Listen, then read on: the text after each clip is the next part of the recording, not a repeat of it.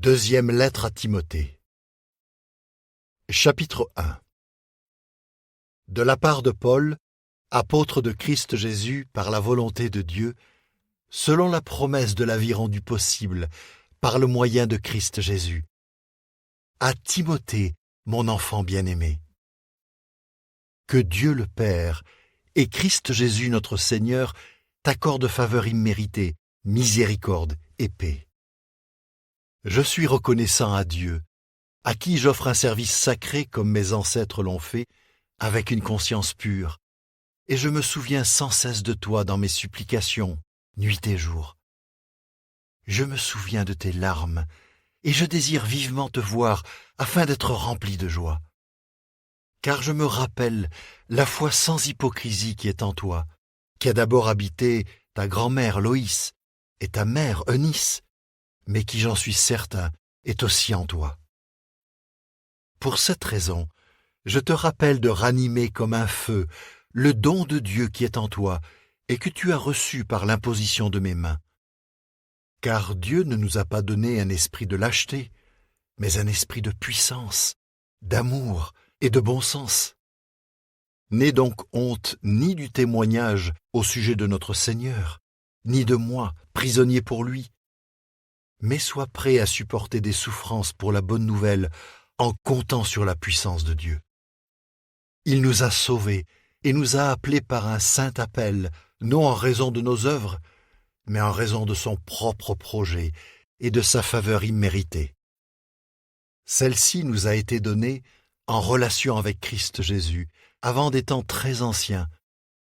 Mais maintenant, elle est devenue bien visible, grâce à la manifestation de notre Sauveur, Christ Jésus, qui a aboli la mort et a fait la lumière sur la vie et la nature impérissable par le moyen de la bonne nouvelle, pour laquelle j'ai été établi prédicateur, apôtre et enseignant. C'est pourquoi moi aussi je subis ces choses, mais je n'ai pas honte, car je connais le Dieu en qui j'ai cru, et j'ai la certitude qu'il est capable de garder jusqu'à ce jour-là ce que j'ai mis en dépôt chez lui. Continue de prendre pour modèle les saines paroles que tu as entendues de moi avec la foi et l'amour qui résultent de l'union avec Christ Jésus. Garde ce beau dépôt avec l'aide de l'Esprit Saint qui habite en nous. Comme tu le sais, tous les hommes de la province d'Asie, dont Phygèle et Hermogène, se sont détournés de moi. Que le Seigneur accorde sa miséricorde à la famille d'Onésiphore, parce qu'il m'a souvent réconforté. De plus, il n'a pas eu honte de mes chaînes. Au contraire, quand il était à Rome, il m'a cherché avec soin et il m'a trouvé. Que le Seigneur lui accorde de trouver miséricorde auprès de Jéhovah en ce jour-là. Tu sais mieux que personne tous les services qu'il a rendus à Éphèse. Chapitre 2. Toi donc, mon enfant, continue d'acquérir de la puissance par la faveur imméritée qui est en Christ Jésus. Et les choses que tu as entendues de moi, et qui ont été confirmées par de nombreux témoins, confie-les à des hommes fidèles qui, à leur tour, seront qualifiés pour enseigner les autres. Comme un excellent soldat de Christ Jésus, sois prêt à supporter des souffrances. Aucun homme, servant comme soldat, ne se laisse entraîner dans les affaires commerciales de la vie s'il veut gagner l'approbation de celui qui l'a enrôlé comme soldat. De même, celui qui participe au jeu n'est couronné que s'il a concouru en respectant les règles. Le cultivateur qui travaille dur doit être le premier à recevoir sa part des fruits. Pense constamment à ce que je dis.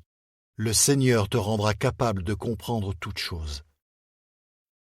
Rappelle-toi que Jésus-Christ a été ressuscité et qu'il était un descendant de David, comme l'enseigne la bonne nouvelle que je prêche, pour laquelle je souffre et suis emprisonné comme un malfaiteur. La parole de Dieu, elle, n'est pas enchaînée. Voilà pourquoi je continue de tout endurer pour ceux qui ont été choisis, afin qu'eux aussi obtiennent le salut grâce à Christ Jésus, ainsi que la gloire éternelle. La parole qui suit est digne de foi. Si effectivement nous sommes morts avec lui, nous vivrons aussi avec lui. Si nous continuons d'endurer, nous régnerons aussi avec lui. Si nous le renions, il nous reniera aussi. Si nous sommes infidèles, lui demeure fidèle, car il ne peut pas se renier lui-même. Continue à leur rappeler ces choses. Ordonne-leur devant Dieu de ne pas se battre sur des mots, ce qui ne sert à rien, car cela fait du tort à ceux qui écoutent. Fais tout ton possible pour te présenter à Dieu comme un homme approuvé, un ouvrier qui n'a aucune raison d'avoir honte, qui expose correctement la parole de la vérité. Mais rejette les discours creux qui profanent ce qui est saint, car ils mèneront toujours plus vers le manque de respect pour Dieu, et les paroles de ceux qui les prononcent se propageront comme la gangrène.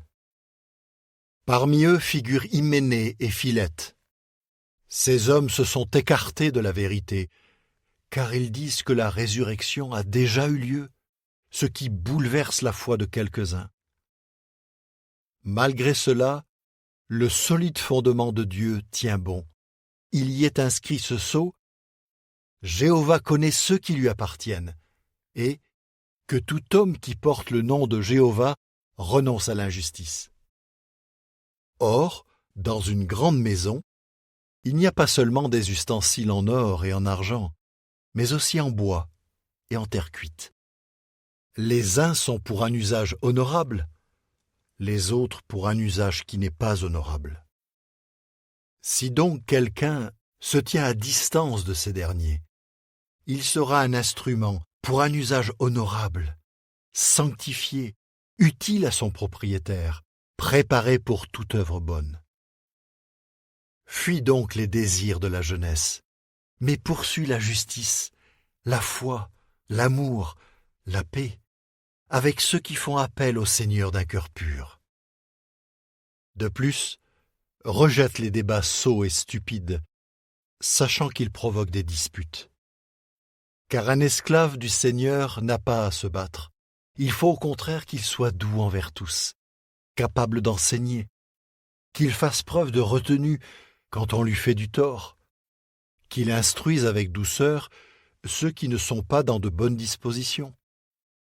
Il se peut que Dieu leur donne le repentir qui mène à une connaissance exacte de la vérité, et qu'ils reviennent à la raison et se dégagent du piège du diable qui les a capturés vivants pour qu'ils fassent sa volonté. Chapitre 3. Mais sache ceci: dans les derniers jours, il y aura des temps difficiles à supporter, car les gens seront égoïstes, amis de l'argent, vantards, orgueilleux, blasphémateurs, désobéissants à leurs parents, ingrats, infidèles, sans affection, sans esprit d'entente, calomniateurs, sans maîtrise de soi, cruels, sans amour du bien, traîtres, entêtés, gonflés d'orgueil, amis des plaisirs plutôt qu'amis de Dieu, ayant une apparence d'attachement à Dieu, sans que la force de l'attachement à Dieu influence leur vie. De ces gens-là, détourne-toi. Certains parmi eux s'introduisent dans les maisons et prennent dans leurs filets des femmes faibles, chargées de péché, entraînées par divers désirs, qui sont toujours en train d'apprendre, mais ne sont jamais capables de parvenir à une connaissance exacte de la vérité. Or, de la manière dont Jannes et Jambres s'opposèrent à Moïse, ceux-là aussi continuent à s'opposer à la vérité. Leur intelligence est totalement corrompue. Ils sont désapprouvés par rapport à la foi. Cependant, ils n'iront pas plus loin, car leur folie sera évidente pour tous, comme ce fut le cas pour ces deux hommes. Mais toi, tu as prêté une grande attention à mon enseignement, à ma manière de vivre, au but que je poursuis, à ma foi, à ma patience, à mon amour, à mon endurance, ainsi qu'aux persécutions et aux souffrances que j'ai connues à Antioche, à Iconium et à Lystre. J'ai supporté ces persécutions, et le Seigneur m'a sauvé de toutes. D'ailleurs, tous ceux qui veulent vivre dans l'attachement à Dieu et unis à Christ Jésus seront eux aussi persécutés. Mais les méchants et les imposteurs avanceront vers le pire, ils tromperont et seront trompés. Toi, cependant, reste attaché aux choses que tu as apprises et dont tu as été convaincu, sachant de qui tu les as apprises, et sachant que depuis ta toute petite enfance, tu connais les écrits sacrés, qui peuvent te rendre sage pour le salut, grâce à la foi en Christ Jésus. Toute l'Écriture est inspirée de Dieu et utile pour enseigner, pour réprimander, pour redresser les choses, pour former à une conduite juste, pour que l'homme de Dieu soit pleinement qualifié, parfaitement équipé pour toute œuvre bonne. Chapitre 4. Devant Dieu et Christ Jésus, qui doit juger les vivants et les morts, par sa manifestation et son royaume, je t'ordonne solennellement ceci. Prêche la parole. Fais-le avec insistance, en époque favorable et en époque difficile. Reprends, réprimande, exhorte avec une patience inlassable et avec art d'enseigner. Car une période viendra où ils ne supporteront pas l'enseignement bénéfique, mais selon leurs propres désirs, ils s'entoureront d'enseignants pour se faire caresser l'oreille. Ils cesseront d'écouter la vérité et prêteront attention à des histoires fausses. Mais toi, garde ton bon sens en toutes choses, supporte les épreuves, fais l'œuvre d'un évangélisateur, accomplis pleinement ton ministère. Car moi, je suis déjà en train d'être versé comme une offrande de vin, et le moment de ma libération est imminent. J'ai combattu le beau combat, j'ai achevé la course, j'ai gardé la foi. Désormais m'est réservée la couronne de justice, que le Seigneur, le juste juge, me donnera en récompense ce jour-là, quoique pas seulement à moi, mais aussi à tous ceux qui auront aimé son apparition. Fais tout ton possible pour me rejoindre bientôt. En effet, Démas m'a abandonné parce qu'il a aimé le présent monde. Il est allé à Thessalonique. De plus, Crescence est parti en Galatie et Tite en Dalmatie. Seul Luc est avec moi. Emmène Marc avec toi, car il me sera utile pour le ministère. Quant à Tychique, je l'ai envoyé à Éphèse. Quand tu viendras, rapporte-moi le manteau que j'ai laissé chez Carpus, à Troas, ainsi que les rouleaux, surtout les parchemins. Alexandre le chaudronnier m'a fait beaucoup de tort. Jéhovah lui rendra selon ses actes. Toi aussi, méfie-toi de lui, car il s'est très fortement opposé à notre message. Dans ma première défense, personne ne se trouvait à mes côtés. Tous m'ont abandonné. Que cela ne soit pas retenu contre eux. Mais le Seigneur, lui, s'est tenu près de moi et m'a rempli de puissance, afin que par mon intermédiaire, la prédication soit pleinement accomplie et que toutes les nations l'entendent. Et j'ai été sauvé de la gueule du lion. Le Seigneur me délivrera de toute œuvre mauvaise et me sauvera pour son royaume céleste. À lui soit la gloire à tout jamais. Amen. Adresse mes salutations à Prisca et à Aquilas, ainsi qu'à la famille d'Onésiphore. Éraste est resté à Corinthe, et j'ai laissé Trophime à Milet parce qu'il était malade. Fais tout ton possible pour arriver avant l'hiver. Eubule t'envoie ses salutations, ainsi que Pudens, Linus, Claudia et tous les frères. Que le Seigneur soit avec l'esprit que tu manifestes. Que sa faveur imméritée soit avec vous.